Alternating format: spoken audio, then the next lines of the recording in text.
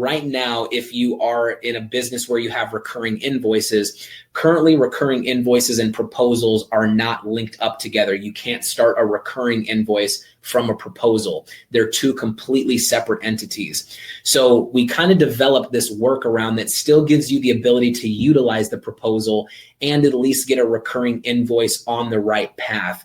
And so you will still have to set up recurring invoices manually. We don't have a way in our system at the moment. We are working on this where you can start a recurring invoice from a proposal. So I'll show you how you can do a workaround that allows you to at least get that process started for a client.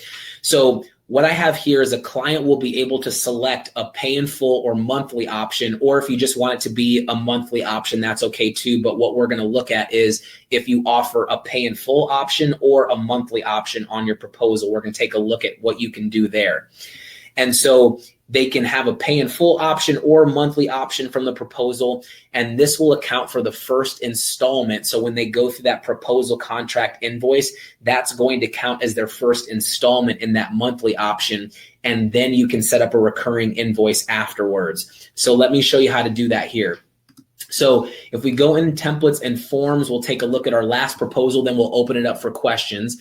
So pay in full versus monthly. What does this give you the ability to do? Is you can have it where you can have them pay in full if they need to, or they can also do a monthly option as well.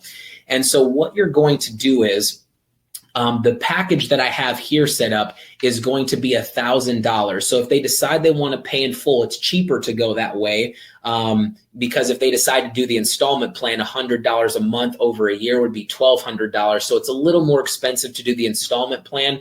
So the pay in full should obviously be a little bit cheaper to do it that way.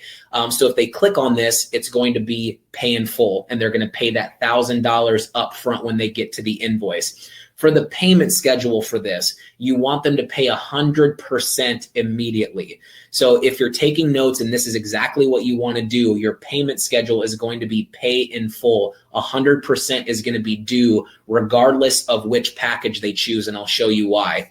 So if they select this option, it's going to generate an invoice for $1,000. They'll pay that amount up front and then they're done. However, if they decide they want to do the installment plan portion, what I did here for this package is I made it $100. That's going to be their first month that's due.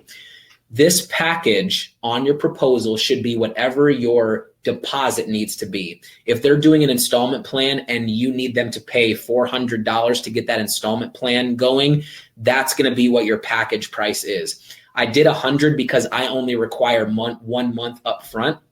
Whatever your upfront cost is, that's going to be what your monthly thing will be here. Because what's going to happen is when they select this on the invoice at the end, it's going to have that amount on the invoice and they need to pay that in full there. So regardless of what option they choose, they're going to be taken to the invoice at the end and they can pay either the in full if they choose that, or whatever your upfront cost is, they're going to have to pay that upfront. Then what you can do is once they've gone through that process and they paid, let's say they do the installment plan and they pay $100 up front, they're locked in, and that's through the proposal contract invoice. Once they're done there, then you can go into their project and start a recurring invoice for months 2 through the rest of the year. So your recurring invoices on your end is going to seem like it's going from months 2 through however long. But for the client, it's just going to be the same process. So they've done their first month, then they're going to receive their invoice for the second month, and then it'll continue from that point.